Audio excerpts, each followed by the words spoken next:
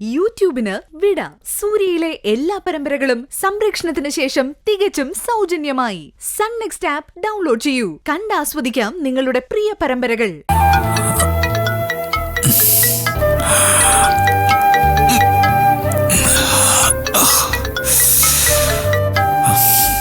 Hello. Hello, ഞാനാടോ. മനസ്സിലായടോ, പറ. തന്റെ അമ്മായിച്ചൻ എന്നെ കാണാൻ വന്നിരുന്നു. എന്നിട്ട് അവര് സൂര്യപ്രഭയിൽ പോയി തിരിച്ചു വരുന്ന വഴിയായിരുന്നു അത്രേ. സൂര്യപ്രഭയിലോ?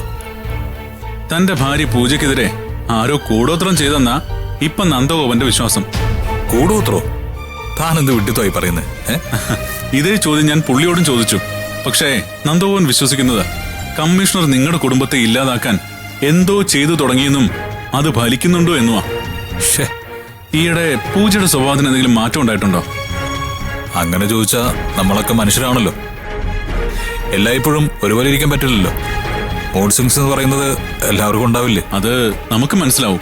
പക്ഷേ പഴയ ആളുകൾ അതിനെ അങ്ങനെ മനസ്സിലാക്കണമെന്നില്ല. അപ്പോ താൻ പറയുന്നത് അവൾക്കെതിരെ ആ കമ്മീഷണർ ദുർബന്ധവാദം ചെയ്യുന്നതാണോ എന്നാ സ്വാമിജി പറഞ്ഞോ? എടോ, അദ്ദേഹം അങ്ങനെ ഒരാളല്ലല്ലോ കിരൺ.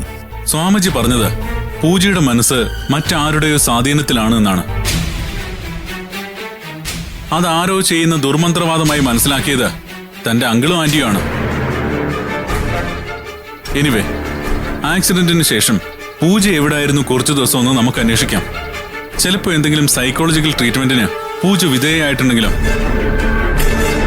സ്വാമിജി പറയുന്ന മനസ്സിന്റെ നിയന്ത്രണം അങ്ങനെ സംഭവിക്കാലോ.